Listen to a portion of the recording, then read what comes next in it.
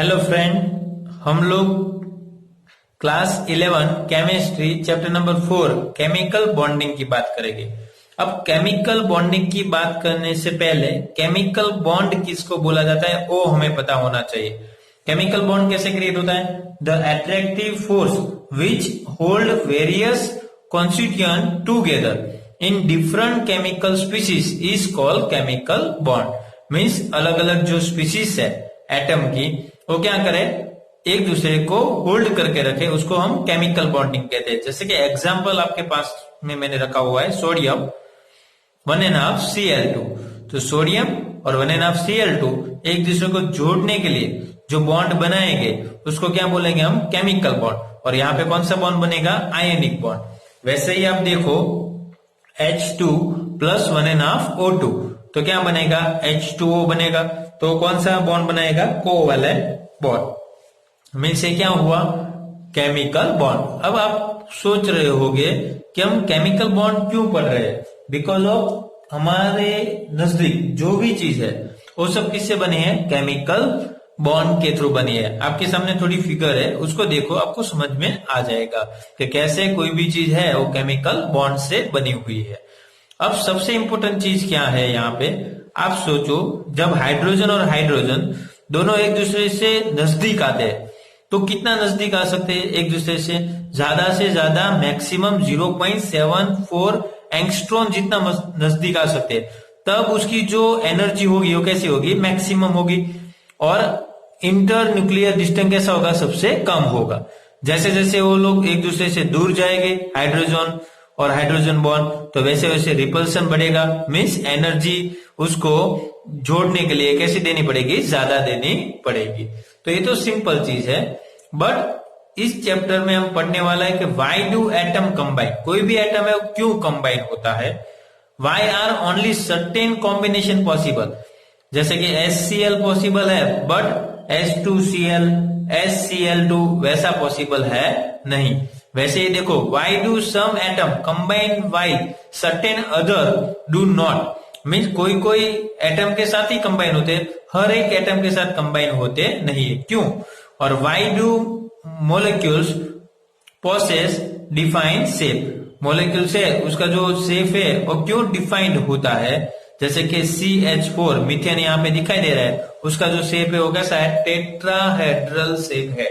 तो क्यों ऐसा है? यही चीज हम एक केमिकल बॉन्डिंग वाले चैप्टर में पढ़ने वाले हैं।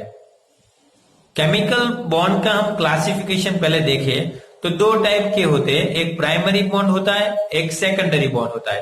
प्राइमरी बॉन्ड होता है और एटम के बीच में फॉर्म होता है। सेकेंडरी और वंडरवाल जो बॉन्ड है वो मॉलिक्यूल के बीच में क्या होता है? फॉर्म होता है। और सबसे इंपॉर्टेंट चीज, जो प्राइमरी बॉन्ड है वही पहले होगा, बाद में ही सेकेंडरी बॉन्ड क्या होगा? फॉर्म होगा।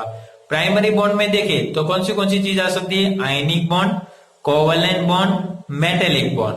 आयनिक बॉन्ड कैसे फॉर्म होता है? कोवैलेंट बॉन्ड कैसे फॉर्म होता है? मेटेलिक बॉन्ड कैसे फॉर्म होता है? वो मैं टाइप ऑफ केमिकल बॉन्ड में अभी आगे पढ़ाऊंगा। एक बार ए बॉन्ड फॉर्म हो गया, बाद में ही सेकेंडरी बॉन्ड फॉर्म होता है और वो डाइपोल बॉन्ड बनाता है।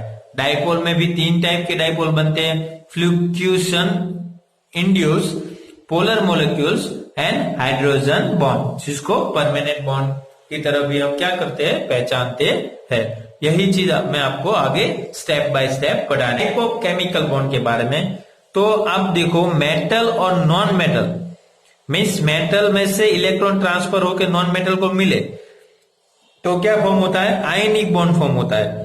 NaCl, KCl, K2SO4। और याद रखना कि ग्रुप वाइज आयनिक बॉन्ड की मैक्सिमम आयनिक कैरेक्टर डिपेंड करती है। जैसे कि अल्कलाइन मेटल है तो ग्रुप 1 में आते हैं, हेलोजन मेटल है तो हेलोजन नॉन मेटल है तो ग्रुप 17 में आते हैं। मीन 1 से लेकर 70 तक डिस्टेंस कैसा है? बहुत ही ज्यादा है। जितना मैक्सिमम डिस्टेंस ग्रुप में होगा उतना ही आयनिक कैरेक्टर कैसा होगा? मैक्सिमम होगा, याद रखना।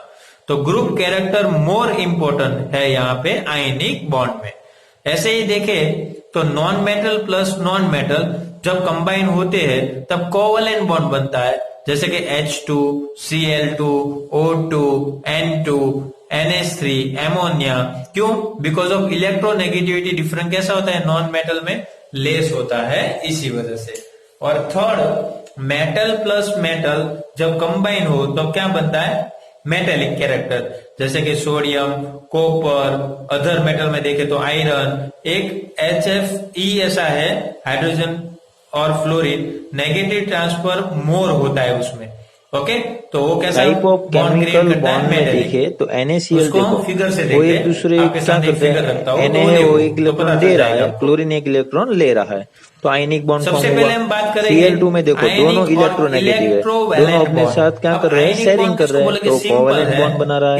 हाइड्रोजन और फ्लोरीन, इसमें पोलर कोवैलेंट बॉन्ड बन रहा है, क्योंकि फ्लोरीन है वो अपनी तरफ खींच रहा है, तो ये 3 बॉन्ड जैसे कि सोडियम है तो सोडियम आयन पॉजिटिव, और इलेक्ट्रॉन अपने में से क्या करेगा? रिमूव करेगा। क्लोरीन है वो इलेक्ट्रॉन को एक्सेप्ट करेगा और क्लोरीन आयन बनेगा। दोनों कंबाइन हो गए तो क्या बनेगा? आयनिक बॉन्ड क्रिएट होगा। बट कब क्रिएट होगा? क्लोरीन क्या करेगा? वो बोलेगा कि मुझे एक इलेक्ट्रॉन चाहिए, मीन्स वो इलेक्ट्रॉन लेने के लिए रेडी है, तभी सोडियम क्या करेगा? अपने में से इलेक्ट्रॉन को रिमूव करेगा, और तब जो बॉन्ड फॉर्म होता है उसको क्या बोलते हैं हम? इलेक्ट्रो आयोनिक बॉन्ड बोलते हैं, या इलेक्ट्रोवैलेंट बॉन्ड भी बोला जाता है। मीन्स जो आयोनिक बॉन्ड है वो किसके ऊपर डिपेंड करता है? Q1 Q2। Q1 Q2 क्या है? Charge of anion and cation. और किसके ऊपर डिपेंड करता है? रेडियस के ऊपर भी वो डिपेंड करता है, वो आगे आएगा। अब इलेक्ट्रोवैलेंस किसको बोलते हैं? Number of unit charge is one the ion, mean जो भी चार्ज है उसको क्या बोलेंगे हम? इलेक्ट्रोवैलेंस। जैसे कि सोडियम है तो +1, क्लोरीन है तो +2, एल्यूमिनियम है तो +3, क्लोरीन है तो -1, मीन जो चार्ज है उसको बोलेंगे हम इलेक्ट्रोवैलेंस। इलेक्ट्रोवैलेंस को जो कंप्लीटली आपको समझना है, आयनिक बॉन्ड को आपको कंप्लीटली समझना है, तो सबसे पहले हमें ऑक्टेव रूल को समझना चाहिए। ऑक्टेव का मीनिंग क्या होता है? आउटर ऑर्बिट में 8 इलेक्ट्रॉन क्या होना? कंप्लीट होना, उसको हम ऑक्टेव रूल बोलते हैं। जैसे कि atom can be combine either by transference of valency electron between atom और by sharing of valence electron to complete their octet in valence shell. Means octet means 8 electron क्या करे? अपने में से शेयर करे या ट्रांसफर करे, कैसे भी करके वो लास्ट ऑर्बिट उसमें 8 इलेक्ट्रॉन बना दे, उसको हम क्या बोलेंगे? ऑक्टेव रूल बोलेंगे। लेस देन 8 हो तो उसको हाइपो ऑक्टेव बोलते हैं, मोर देन 8 इलेक्ट्रॉन हो तो उसको हाइपर ऑक्टेव बोलते हैं। बट एक एक्सेप्शनल है हीलियम, कि जिसकी आउटर ऑर्बिट में कितने हैं? 2 इलेक्ट्रॉन है। इसी वजह से मोस्ट इनर्ट गैस कौन सा होता है? नियोन होता है। Neon, argon, krypton, xenon, radon, वहां पे कितने इलेक्ट्रॉन है? 8 इलेक्ट्रॉन कंप्लीट है। इसी वजह से वो नोबल गैस है और ऑक्टेव रूल को फॉलो करते हैं। अब आयनिक कंपाउंड फॉर्म होने के लिए बहुत सारी कंडीशन चाहिए। तो सबसे पहली कंडीशन क्या है?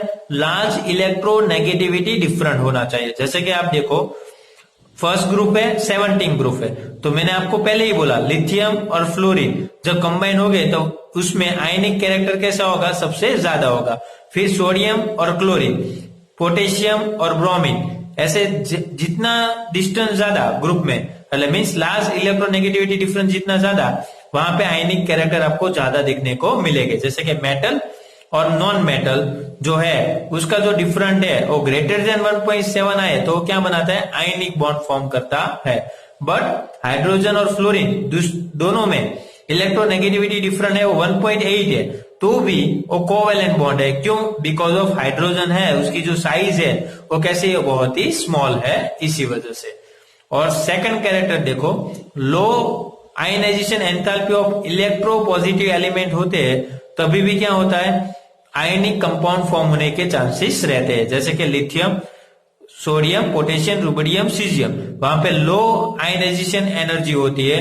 अब आयनाइजेशन एनर्जी मीन्स क्या होती है? आपको पता होना चाहिए कि अपने में से रिमूव करने के लिए, इलेक्ट्रॉन रिमूव करने के लिए जो देनी पड़ती एनर्जी है उसको क्या बोला जाता है? आयनाइजेशन एंथैल्पी बोला जाता है। Beryllium, magnesium, calcium, strontium, Ba, ये सब ऐसे है कि जहां पे लो IE मींस आयनाइजेशन एंथैल्पी होती है। तो ये तो 2 कंडीशन हुई। थर्ड कंडीशन देखो, high electron affinity of electronegative element, जितनी इलेक्ट्रो एफिनिटी ज्यादा होगी उतना आयनिक बॉन्ड फॉर्म होने का चांसेस कैसा होगा, ज्यादा होगा। क्योंकि इलेक्ट्रॉन एफिनिटी मींस क्या होता है, एटम में इलेक्ट्रॉन को गेन करना। अब गेन कब होता है, जब आइसोलेटेड गैसियस एटम है तो इलेक्ट्रॉन को गेन करता है, तब उसको इलेक्ट्रॉन एफिनिटी कैसी चाहिए, ज्यादा चाहिए, तब आयनिक बॉन्ड फॉर्म होने का चांसेस भी कैसा रहेगा, ज्यादा रहेगा। और दूसरा और लास्ट जो कंडीशन है आयनिक बॉन्ड की, हाई लेटिक एनर्जी। कैसी एनर्जी चाहिए, लेटिक एनर्जी ज्यादा चाहिए। अब लेटिक एनर्जी किसको बोला जाता है, गैसियस आयन हो, पॉजिटिव और नेगेटिव आयन दोनों कंबाइन हो और सॉलिड फॉर्म में क्रिस्टल फॉर्म करने के लिए जो देनी पड़ती एनर्जी है उसको क्या बोलते हैं हम, लेटिक एनर्जी। फिर से बोलता हूं, the amount of energy release when gaseous ion combine to form 1 mole of solid crystal is known as a lattice energy. और उस टाइम यूज अमाउंट में एनर्जी क्या होती है, लिबरेट होती है, लेटिक एनर्जी, राइट। तो उसको हम क्या बोलेंगे, हाई लेटिक एनर्जी बोलेंगे। अब हाई लेटिक एनर्जी हो तभी भी आयनिक कंपाउंड क्या होता है, इजीली फॉर्म हो जाता है। तो ये 4 बेसिक कंडीशन है आयनिक कंपाउंड फॉर्म होने के लिए। एग्जाम्पल देखो, एग्जाम्पल के थ्रू आपको पता चल जाएगा, हमने जो पढ़ा उसके बेस के ऊपर ही एग्जाम्पल है। Which of the following compound has electrovalent link, किसमें इलेक्ट्रोवैलेंट लिंक के होगा, इलेक्ट्रोवैलेंट मीन आयनिक बॉन्ड होगा, तो आपको पता है किस पे होगा, NaCl के ऊपर। वैसे ही दूसरा देखो, which of the following pair of element form a compound with maximum ionic character. अब मैक्सिमम आयनिक कैरेक्टर किसका होगा, जिसमें डिफरेंस ज्यादा होगा इलेक्ट्रोनेगेटिविटी का, उसमें मैक्सिमम आयनिक कैरेक्टर आपको देखने को मिलेगा। जैसे कि सीजियम और फ्लोरीन। क्यों, सीजियम का 0.8 है नेगेटिविटी, इलेक्ट्रोनेगेटिविटी, फ्लोरीन की कितनी है, 4 है। अब दोनों के बीच में जो डिफरेंट है वो 3.2 आ रहा है। सोडियम और फ्लोरीन देखो, सोडियम की 0.96 है और फ्लोरीन की 4 है, तब 3.02 आ रहा है। मीन सबसे ज्यादा डिफरेंस कहां पे आ रहा है, सीजियम एंड फ्लोरीन में। मीन इसका आंसर आएगा बी। थर्ड और लास्ट बहुत ही important, an ionic bond positive ion और negative ion mostly like to be form of ionic compound. कब आयनिक कंपाउंड बनेगा, जब इलेक्ट्रो आयनाइजेशन एंथैल्पी है वो कैसी होनी चाहिए, लो होनी चाहिए, और इलेक्ट्रॉन एफिनिटी क्या होनी चाहिए, हाई होनी चाहिए, तभी आयनिक कंपाउंड बनेगा, वरना बनेगा नहीं। क्यों, पहली कंडीशन में क्या बोला गया है, दोनों कैसे होने चाहिए, ए हाई, आयनाइजेशन एनर्जी हाई, वो तो पॉसिबल ही नहीं है, कंडीशन मैंने आगे बोली आपको लो चाहिए। ओके, दूसरा आयनाइजेशन इसमें भी हाई, वो भी गलत है, और इसमें दोनों लो, वो भी पॉसिबल है नहीं, तो इसका भी आंसर आएगा बी। तो आपने जो पूरा लेक्चर देखा उससे आपको पता चल होना चाहिए कि इसके आंसर क्या होने चाहिए। अब आगे के लेक्चर में हम लेटिक एनर्जी के बारे में पढ़ेंगे। Thank you for watching.